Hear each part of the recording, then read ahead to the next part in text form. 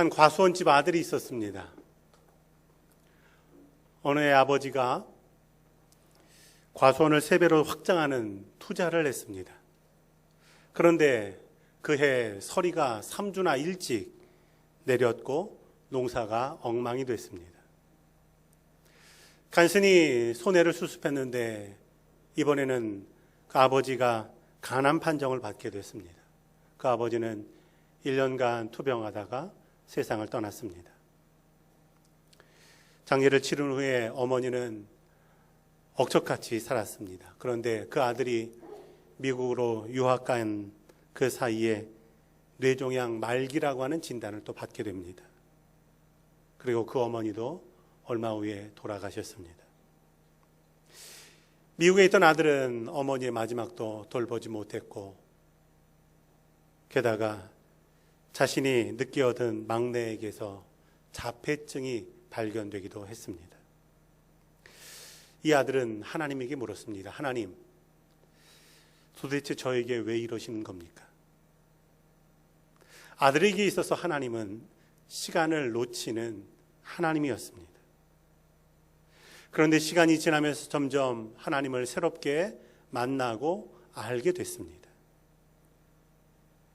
하나님은 때를 놓치는 분이 아니라 오후 5시가 돼도 일꾼을 찾아 거리로 나서는 포도원 주인 같은 분이시더라는 것입니다. 그래서 그는 이런 말을 합니다. 거리를 서성이는 품꾼이 할 일은 절망이 아니라 지금도 우리를 찾으시는 하나님을 만나는 일이다라는 것입니다. 미국에서 목회하고 있는 송병주 목사님이라는 분의 이야기입니다. 오늘 우리가 읽은 말씀은 예수님께서 한 여인을 찾아가셔서 만나주시는 말씀입니다. 예수님께서 사마리아의 수가라고 하는 동네로 가셨습니다. 제자들은 동네로 먹을 것을 구하러 갔고 예수님은 피곤하셔서 우물가에 앉아 계셨습니다. 6절에 보면 그때가 6시쯤 되었다라고 말합니다. 6시라고 하는 시간은 일하는 사람들이 하루 일을 마무리하고 집으로 돌아오는 시간입니다. 가정에서는 저녁 식사를 준비할 때입니다. 그때 한 사마리아 여인이 물을 길러 왔습니다. 물을 깃기에는 늦은 시간입니다. 그리고 그녀는 우물가에 앉아있는 예수님을 만납니다. 이 만남은 그녀의 삶을 변화시키는 중요한 사건이 되게 됩니다. 한 성경학자는 성경을 가리켜서 부끄러운 과거를 가진 사람이 하나님을 만나고 변화된 이야기라고 성경을 설명합니다. 성경의 내용을 보면 아브라함이라고 하는 사람은 우상을 만들어 팔던 사람인데 하나님을 만나게 될 때 믿음의 조상이 되었습니다. 야곱이라고 하는 사람 역시 사기꾼이고 또 이기적인 사람이었는데 하나님을 만나게 될 때 변하고 12지파의 조상이 되게 됩니다. 모세라는 사람은 살인자였고 도망자였는데 하나님을 만나게 될 때 이스라엘의 위대한 지도자가 되었다라는 것입니다. 구약 성경뿐만 아닙니다. 신약 성경에도 보면 세리 삭개오라고 하는 사람은 민족을 괴롭히는 사람이었습니다. 그런데 예수님 만나게 될 때 정직한 사람이 됐고, 사도 바울이라고 하는 사람은 원래 그리스도인을 핍박하는 사람이었는데 예수님 만나게 될 때 예수님을 전하는 사도가 되게 되었던 것입니다. 이처럼 성경에는 예수님을 만난 이야기가 가득합니다. 그리고 대부분 그들은 사회적으로나 종교적으로나 인정받지 못하던 사람들이었습니다. 사회에서 버림받고 격리됐던 나병 환자도 예수님을 만났고, 이방인이었던 로마 백부장도 예수님을 만났고, 가나안 사람이었던 수로보니의 여인도 예수님 만났습니다. 그리고 예수님 만나고 예수님을 자신의 삶에 모셔드리게 될 때 그 삶의 변화를 이루게 되었던 것입니다. 저녁 6시에는 평소에 우물가에 사람이 없었습니다. 그런데 그곳에 예수님이 계셨고 사마리아 여인은 예수님을 만나게 되었습니다. 이 여인은 어떻게 예수님 만나게 됐을까요? 우리는 예수님을 어떻게 만날 수 있을까요? 오늘 말씀을 중심으로 몇 가지로 함께 은혜를 나누고자 합니다. 첫 번째로 예수님은 한계를 초월해서 찾아오시고 만나 주셨다라는 것입니다.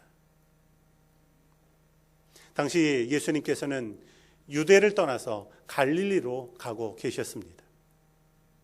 당시 유대 지방에서 갈릴리로 가는 가장 빠른 길은 사마리아를 거쳐서 가는 길이었습니다. 그러나 유대 사람들은 사마리아를 통과하지 않고 늘 삥 돌아서 왔습니다. 그렇게 하는 데에는 그들의 역사적인 이유가 있었습니다. 과거 이스라엘은 한 나라였습니다. 다윗이 통일을 했고, 그런데 솔로몬의 시대에 이 나라가 북이스라엘과 남유다라고 하는 두 개의 나라로 갈라지게 됐습니다. 남쪽의 중심지는 예루살렘이었고 북쪽의 중심지는 사마리아였습니다. 북이스라엘 사람들은 나라가 갈라지면서 우상을 섬기기 시작했고, 뿐만 아니라 이방인과 결혼하지 말라라고 하는 율법을 어기고 이방인들과 결혼을 했습니다. 유대인들의 입장에서는 사마리아인들을 받아들일 수가 없었습니다. 오히려 이방인보다도 못한 존재라고 생각했습니다. 그래서 길을 갈 때 아무리 빠른 길이어도 사마리아 길을 지나가지 않고 삥 둘러서 돌아가게 된 것입니다. 그런데 오늘 예수님께서 이 사마리아로 들어가십니다. 우리가 읽은 말씀 앞절에 보면 예수님께서 사마리아를 통과하여야 되겠다라고 하십니다. 길이 가깝기 때문만의 이유로 사마리아로 가신 것이 아닙니다. 특별한 목적이 있으셨다라는 겁니다. 그 이유는 이 사마리아 땅에도 예수님이 필요하고 예수님을 만나야 되는 사람들이 있기 때문이다라는 것입니다. 몇 주 전에 청년들과 미얀마로 단기 선교를 다녀왔습니다. 단기 선교를 준비할 때 협력하는 선교사님이 미얀마의 짜인똥이라는 지역에 가자고 그렇게 요청했습니다. 미얀마는 지금도 여행 자유화가 되어 있지 않은 나라입니다. 그래서 이 지역에서 저 지역으로 옮겨갈 때에는 반드시 여행 허가를 받아야 됩니다. 우리가 선거 기점으로 삼는 타칠렉이라고 하는 국경지대에서 짜인똥까지는 4시간을 차를 타고 가야 되고, 그 과정에 몇 번씩 여행 허가를 받아야 되는 일들이 있었습니다. 하지만 선교사님이 선교 요청할 때 우리는 그 요청에 응답하기로 결정했습니다. 주일날 예배 마치고 오후에 인천에서 출발해서 이 짜인똥에 도착하는데 24시간이 걸렸습니다. 다음 날 오후에 그곳에 도착했습니다. 피곤한 가운데 어린이 사역 마치고, 그리고 잠깐 저녁 먹고 이제 저녁 전도 집회를 하게 됐습니다. 전도 집회 시간에 짜인똥 교회를 담임하고 있는 차이마나 목사님께서 말씀을 전하게 됐습니다. 저희가 선교를 가면 다른 사역들은 다 저희가 하지만 메시지만큼은 현지인 사역자가 전하게 합니다. 왜냐하면 저희가 모든 것 다 하면 그 현지인 사역자가 설 자리가 없기 때문에 그렇습니다. 그래서 모든 시간에 가장 정점이 되는 그 메시지를 전하는 시간에 현지인 사역자에게 말씀을 전하게 했습니다.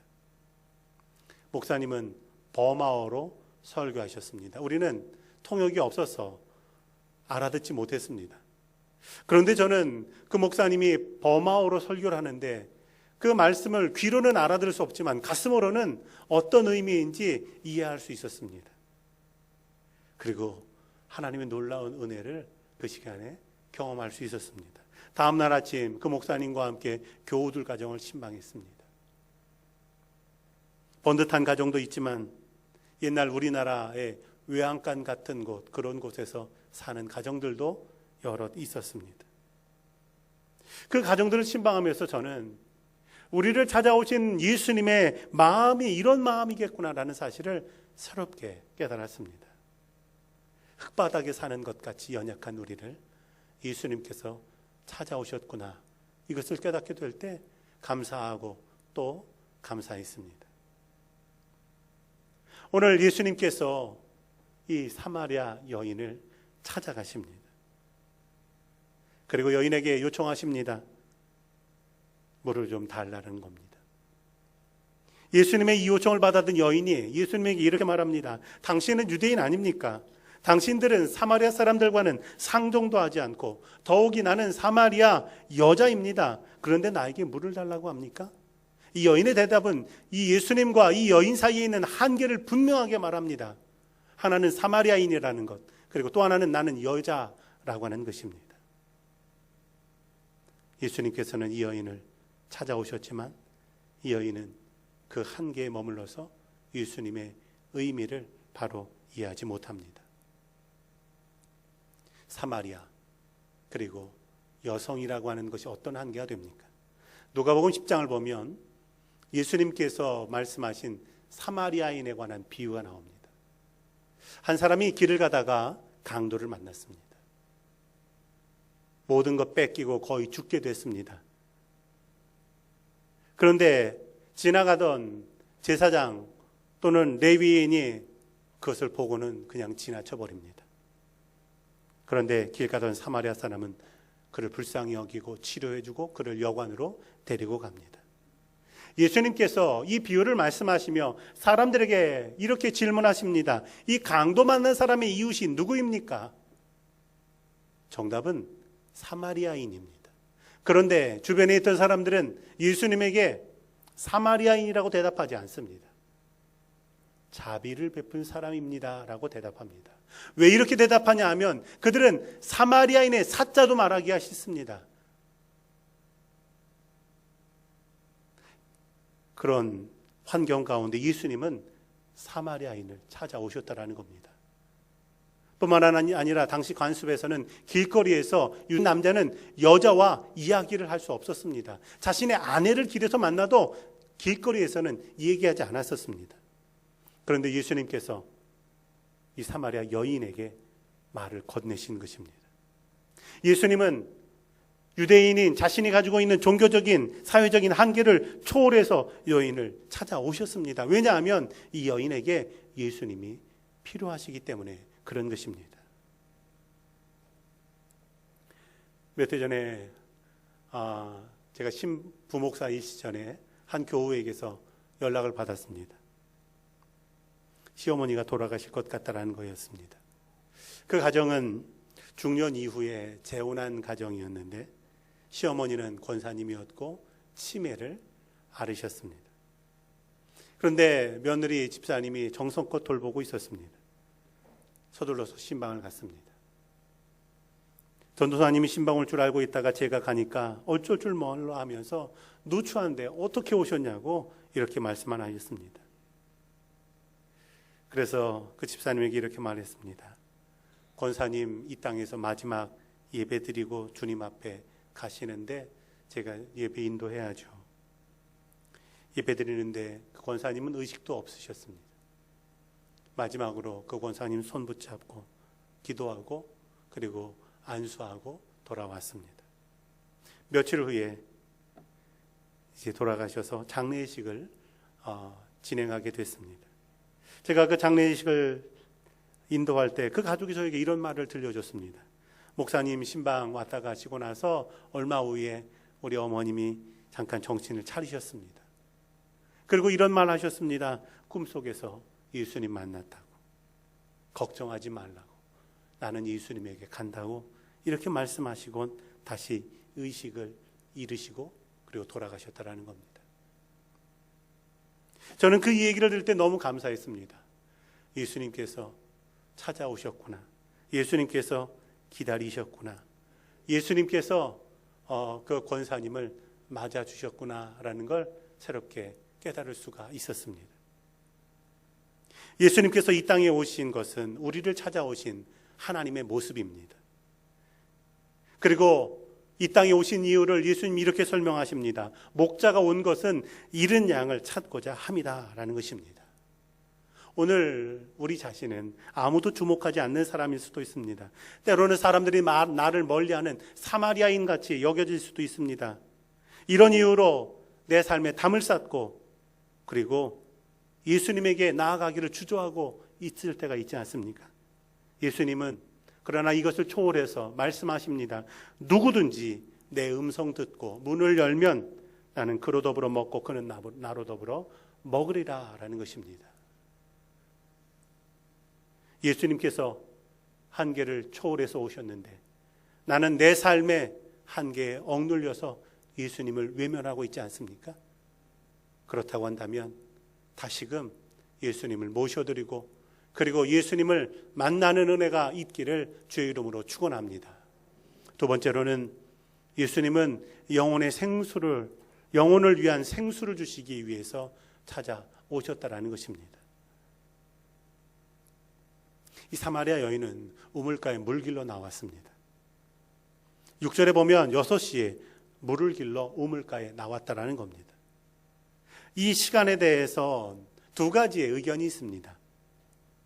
이스라엘의 시간 개념으로 제6시면 낮 12시 정오를 가리키는 것으로 보아야 된다라는 의견이 있는가 하면 최근에는 요한복음에 나타난 시간은 주로 로마 시간을 적용하고 있기 때문에 마찬가지로 여기도 로마식 시간을 적용하면 오후 6시로 이해된다라는 의견입니다. 최근에는 그래서 오후 6시로 이 시간을 이해합니다. 당시에는 해가 떨어지면 가급적 외출하지 않을 때였습니다. 이 여인은 아무도 우물가에 나오지 않는 시간. 그런데 이 시간에 물길로 나왔습니다. 왜 그렇습니까? 이 여인은 사람 만나는 것이 부담스럽고 싫었기 때문에 그렇습니다. 아무도 없는 줄 알았습니다. 그런데 그 우물가에 예수님이 계셨습니다. 그리고 예수님은 그 여인에게 물을 달라고 말씀하십니다. 그녀는 예수님에게 이렇게 대답합니다. 왜 나에게 물 달라고 합니까? 나를 그냥 내버려 두라는 겁니다. 나그네에게 물 한 그릇 떠주고 싶은 마음도 없습니다. 정서적으로 외롭고 고립되어 있는 그러한 삶입니다. 철학자 파스칼이라고 하는 사람은 모든 사람의 마음 속에는 하나님이 만드신 공간이 있다라고 그렇게 말합니다. 이 공간은 하나님 아니면 채울 수 없는 공간입니다. 명예, 권력, 돈, 쾌락으로 채울 수가 없습니다. 여인에게 이 공간이 비어 있습니다. 그래서 공허합니다. 예수님은 공허한 이 여인에게 이렇게 말씀하십니다. 10절을 보면 내가 만일 내게 물 좀 달라 하는 이가 누구인 줄 알았더라면 내가 그에게 구하였을 것이요 그가 생수를 내게 주었으리라 라는 겁니다. 이 말씀을 들은 여인은 예수님 말씀을 이해할 수가 없습니다. 아니 방금 전에는 자신에게 물을 달라고 하더니 이제는 반대로 예수님에게 물을 달라고 구하라는 겁니까? 그래서 또 질문합니다. 이 우물은 깊고 그리고 물 기를 그릇도 없는데 어떻게 나에게 생수를 주겠습니까? 이때 예수님이 하신 대답이 내가 주는 물은 영생하도록 솟아나는 샘물이다 라는 것입니다. 예수님의 이 말씀의 의미는 예수님이 주시는 생수는 육신을 만족시키는 생수가 아니고 영혼을 채우는 생수가 되어진다라는 것입니다. 영혼의 갈증을 느끼고 있는 사람들에겐 예수님의 생수만이 그 갈증을 해결할 수가 있다라는 것입니다. 멜 깁슨이라고 하는 배우가 한 번은 자신의 사재 3,600만 달러를 들여서 영화를 제작했습니다. 그 영화 제목이 패션 오브 크라이스트라고 하는 영화였습니다. 당시 영화를 제작하고 방송 인터뷰에서 그는 이런 말을 했습니다. 나는 20대에 이미 돈과 명예 그리고 인기를 얻었고 세상 영광을 얻었습니다. 하지만 제 마음엔 평안도 기쁨도 없었습니다. 그래서 술과 마약, 도박에 빠져보았습니다. 그런데 그것도 소용없었습니다. 어느 날 고층 빌딩에 올라가서 밑을 내려다보는데 이대로 뛰어내려 죽고 싶다라는 충동도 들었습니다. 내 삶에 무언가 목말라 있었습니다. 그런데 그때 내가 예수님을 만났습니다. 그분을 만날 때 내 인생의 모든 갈증이 해결됐습니다. 나는 그 예수님을 알리기 위해서 이 영화를 만듭니다. 라고 그렇게 인터뷰를 했습니다. 이 여인은 지금 우물가에 앉아 있습니다. 예수님께서 생수를 주신다고 하니까 여기 우물이 있는데 무슨 생수가 또 필요하냐고 말합니다. 그녀에게 예수님께서 이 물은 먹어도 또 목마르지만 내가 주는 물은 영원히 목마르지 않는 생수가 된다라고 말씀합니다. 이 생수는 우리의 영혼을 위한 생수인 것입니다. 에스겔서 47장을 보면 에스겔 선지자가 기도하다가 환상을 봅니다. 성전 문지방에서 물이 흘러나오는데 이 물이 성전을 가득 채우고 이 물이 흘러내려서 광야를 적시고 그리고 이 물이 사해바다까지 흘러내려가는 환상이었습니다. 놀라운 건 이 물이 흘러내려갈 때 물이 지나는 곳마다 생명의 역사가 일어나더라는 것입니다. 이 강이 무엇입니까? 예루살렘을 가서 보면 예루살렘은 해발고도 700m에 있는 그러한 성입니다. 그곳엔 강이 없습니다. 예수님께서는 이 환상에 대한 대답으로 요한복음 7장 38절을 말씀하십니다. 나를 믿는 자는 성경의 이름과 같이 그 배에서 생수의 강이 흘러나리라 라는 것입니다. 사람에게 있어서 배는 가장 깊은 곳으로 이해될 때였습니다. 예수님의 가장 깊은 곳에서 나오는 이 생수는 죽어있는 사람에게 생명을 주는 생수가 되어진다라는 것입니다. 그리고 이것을 먹는 사람은 죽어있는 것 같으나 다시 살아나는 역사가 일어나리라라고 하는 사실입니다. 어떤 사람이 보트를 타고 남미 바닷가를 항해하다가 그만 배가 고장나게 됐습니다. 표류하게 됐습니다. 이 사람은 조류를 따라서 흘러가는데 해가 쨍쨍 내려쬐 있는 그곳에서 자신이 가져간 물이 다 떨어지게 됐습니다. 물이 다 떨어졌지만 그렇다고 해서 바닷물을 마실 수는 없습니다. 이 사람은 절망에 빠졌습니다. 목말라서 고통했습니다. 그런데 어느 틈엔가 저 멀리서 큰 배가 다가오고 있습니다. 그 배를 향해서 소리쳤습니다. 살려주십시오. 목말라 죽겠습니다. 나에게 물 좀 주십시오. 그러자 그 큰 배에서 이런 소리가 들렸습니다. 당신 옆에 있는 물을 떠서 먹으라는 겁니다. 아니 이 바닷물을 어떻게 떠서 먹습니까? 이걸 먹어봐야 또 목이 마릅니다. 결국 죽습니다. 그랬더니 그 배에 있는 사람이 하는 말이 당신은 지금 바다에 있는 게 아니라 아마존 강 하류에 들어와 있습니다. 그건 바닷물이 아니라 강물입니다. 말하더라는 겁니다. 그는 그것을 떠먹고 살았습니다. 자신을 살리는 물이 옆에 있는데도 그것이 살리는 물인 걸 몰랐던 것입니다. 이사야 선지자는 삶에서 영혼이 목마른 사람들을 초청합니다. 너희 목마른 자들아 물로 나아오라. 돈 없이 값 없이 와서 포도주와 젖을 사라라는 것입니다. 어떻게 돈 없이 값 없이 와서 포도주와 젖을 살 수 있습니까? 예수님은 그것에 대한 대답으로 나를 믿는 자는 이라고 대답하십니다. 그 배에서 나는 생수를 마시리라는 것입니다. 믿음을 가지면 값없이 주시는 은혜를 누릴 수가 있는 것입니다. 영생하도록 솟아나는 샘물이신 그 예수님을 만날 때 지친 영혼이 힘을 얻고 죽어있는 영혼이 다시 살아나는 역사가 있는 걸 믿으시기를 주의 이름으로 축원합니다. 마지막으로 예수님은 우리의 상처를 치유하시기 위해 찾아오셨다라는 것입니다.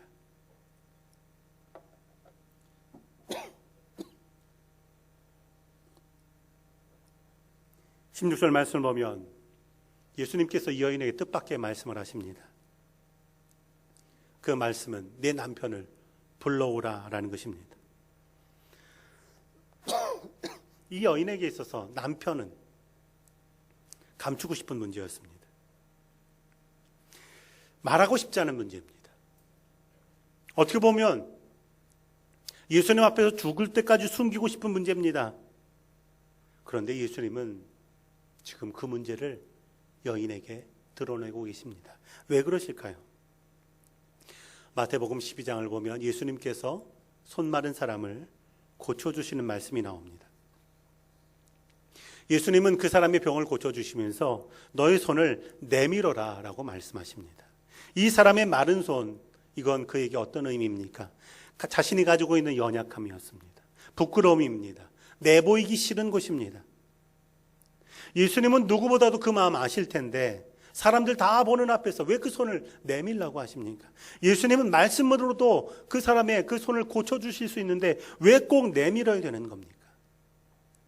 예수님께서 그렇게 말씀하신 이유는 그 사람의 마른 손을 고쳐주실 뿐만 아니라 그동안 그 마른 손을 가지고 있어서 메마르고 병들었던 그 사람의 마음까지도 고쳐주시길 원하셨기 때문에 그렇습니다. 예수님의 질문 앞에 이 여인이 대답합니다. 나는 남편이 없습니다. 이 말 들으신 예수님께서 대답하십니다. 너에게 남편 5이 있었고 지금 있는 사람도 내 남편이 아니니 내 말이 참되다. 예수님이 이 말씀 들을 때 이 여인은 깨달았습니다. 아, 예수님이 내 모든 과거를 아시는구나.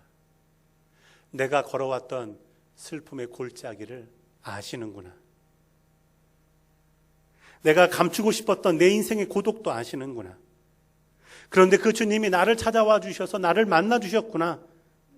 그것을 알게 될 때 그녀의 삶의 모든 것이 변하게 됩니다. 물동이를 버려두고 동네로 들어갑니다. 사람들 피해 다녔던 그녀는 이제 동네 들어가 사람들 만납니다. 그리고 사람들에게 와보라, 이는 그리스도가 아니냐, 예수님을 증거하게 됩니다. 수많은 사람들이 예수님에게 나오게 되고 그리고 예수님을 만나게 됩니다. 자신의 상처를 넘어서서 사람들 앞에 당당하게 서는 그런 인생으로 변화되게 된 것입니다. 오프라 윈프리라고 하는 잘 알려진 방송인이 있습니다. 그녀의 성장기는 불행한 일들이 많았습니다. 그녀는 사생아로 태어났습니다. 청소년기를 지나면서 마약을 하기도 했고 미혼모로 아이를 출산하기도 했습니다. 또 죄를 지어서 소녀 감호소에도 들어갔습니다. 그런 그녀가 예수님을 만난 다음에 새로운 삶을 살게 됩니다. 방송인이 됐고 인기를 얻었습니다. 그런데 그녀에게 악한 마음을 품고 있는 사람들이 그녀의 과거를 자꾸 들춥니다. 괴롭힙니다. 그런데 그녀는 사람들 앞에 자신의 과거가 드러나는 걸 주저하지 않습니다. 오히려 부끄러웠던 그 과거를 통해서 어려움 가운데 있는 사람들을 돕습니다. 그녀는 이런 말을 합니다. 예수님을 만난 다음에 난 내 인생 사랑하게 됐습니다. 용기를 갖게 됐습니다. 어느 누구 앞에서도 난 당당할 수 있게 되었습니다. 라는 것입니다. 예수님께서 우리를 찾아오시는 이유는 우리의 영혼을 구원하실 뿐만 아니라 이 땅에서도 하나님의 축복을 누리며 살게 하기 위해서입니다. 예수님께서 우리를 만나주시는 이유는 우리가 그리스도인으로 부족함과 연약함이 있지만 이 땅에서 당당하게 살도록 우리에게 용기와 격려를 주시기 위해 찾아오시는 줄로 믿습니다. 예수님께서 우리에게 말씀하십니다. 내가 주는 물은 영생하도록 솟아나는 샘물이라. 그것을 내게 주리라. 아멘.